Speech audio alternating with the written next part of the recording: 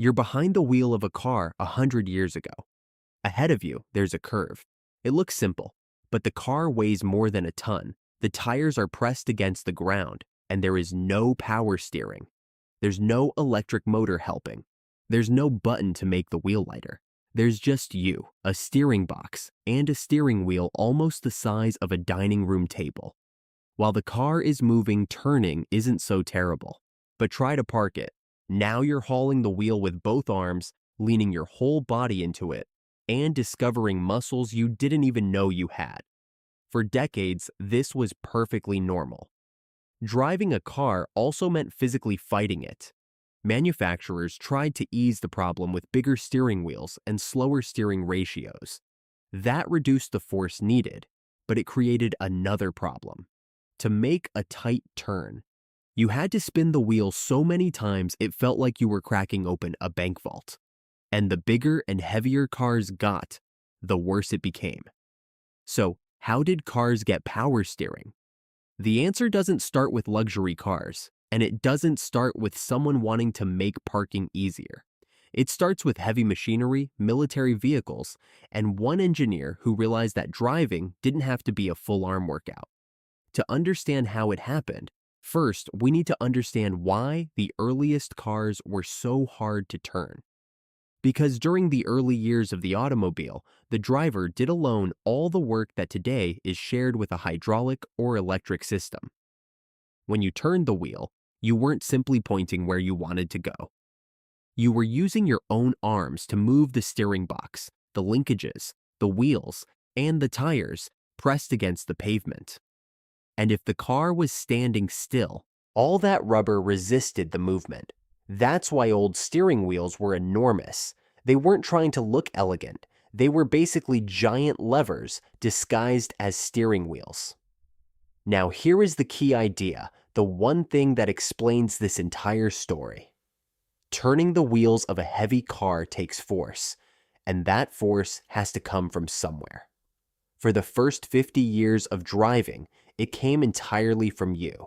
Every ounce of effort to twist those tires against the road was supplied by your arms. Power steering, when it finally arrived, did not change what your hands were doing. It simply added a second source of muscle working alongside you. So the real history of power steering is the history of where that extra muscle came from and who first figured out how to add it. And that story begins not on a road, but with a man named Francis Davis. In the 1920s, Davis was an engineer who had worked with heavy trucks, and he had seen firsthand how brutal it was to steer them. A large truck could take everything a strong man had just to change lanes.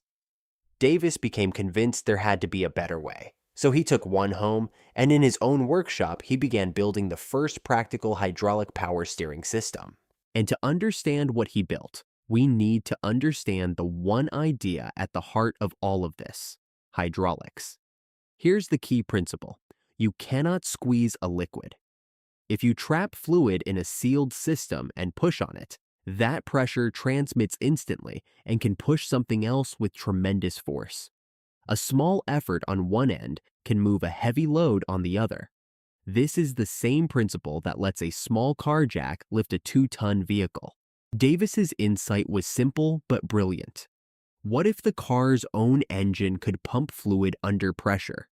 And that pressurized fluid could help shove the steering in whatever direction the driver was already turning. So let's walk through how that actually works, because the basic design he pioneered is essentially what sat in cars for the next several decades. It starts with a pump. This pump is driven by a belt connected to the engine, so whenever the engine is running, the pump is spinning and pressurizing hydraulic fluid. That's the extra muscle, and it's powered by the engine instead of your arms. That pressurized fluid travels to the heart of the system, a component built into the steering. Now, here's the clever part, the piece that makes the whole thing feel natural instead of dangerous. The system needs to know two things: which way you want to turn and how hard you're pushing.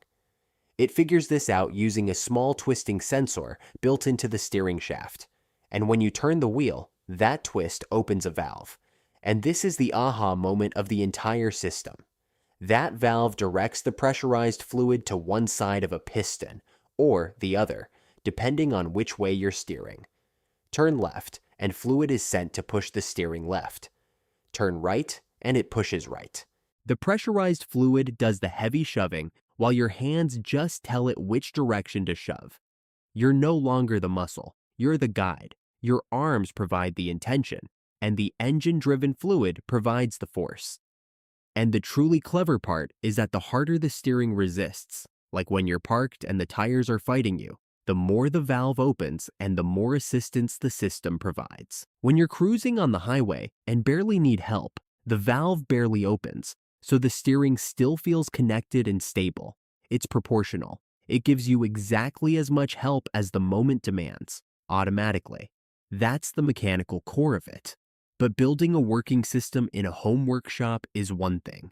Getting it into the cars people actually drove was a completely different battle, and this is where the story takes a turn almost nobody expects. Davis showed his invention to General Motors in the 1930s. They were impressed. They tested it, they liked it, and then, after years of back and forth, they walked away, deciding it was too expensive and too complex to mass produce. And so the first practical power steering system in history sat on the shelf for years. It went nowhere. What finally changed everything was not the car industry. It was war. When World War II arrived, the military suddenly needed to move enormous, heavy vehicles, armored cars, trucks, and equipment quickly and precisely, often driven by ordinary soldiers who weren't weightlifters. Heavy military vehicles were nearly impossible to steer by muscle alone. Suddenly, a system that could multiply a driver's strength wasn't a luxury. It was a genuine military advantage. Power steering was put onto military hardware during the war, and it proved itself under the hardest possible conditions. And that's the twist in this whole story. The thing you now use to slide effortlessly into a parking space was battle-tested on wartime vehicles before it ever reached your driveway. After the war, all of that proven technology came home. The industry that had shrugged at Davis's invention a decade earlier now had a system that had been forged in combat. In 1951, Chrysler introduced it on a production car under the name Hydra Guide, and it was marketed as a genuine feature. Within just a few years, power steering went from an exotic novelty to something buyers actively wanted, and then to something they simply expected. That is the complete story. Turning heavy tires takes force. An engine-driven pump was harnessed to supply that force through pressurized fluid. A valve made it feel natural and proportional. And a world war finally pushed the idea off the shelf and onto the road. But the story doesn't quite end there, because the hydraulic system we just described has been quietly disappearing. Here's the bonus almost nobody notices. That belt-driven pump has one flaw. It runs constantly, spinning and consuming a little engine power every moment the car is on, even when you're driving in a dead straight line and need no help at all. So modern cars have largely switched to electric power steering, where a small electric motor provides the assistance only at the exact moment you turn the wheel, and draws almost nothing the rest of the time. It's more efficient. It frees up the engine, and it's what allows features like lane keeping assist and self-parking, because a computer can command an electric motor far more easily than a tangle of hydraulic hoses. So if your car is newer, there's a good chance there's no hydraulic pump under the hood at all. Just a quiet electric motor carrying on the exact job Francis Davis started almost a century ago. If this helped you understand how your car got power steering, go ahead and subscribe for more car breakdowns. Next, we can break down how the braking system multiplies your foot's force, how the transmission chooses its gears, or how the suspension keeps everything smooth. The more you understand what's happening under the hood, the better decisions you can make as a car owner. Thanks for watching, and we'll see you in the next one.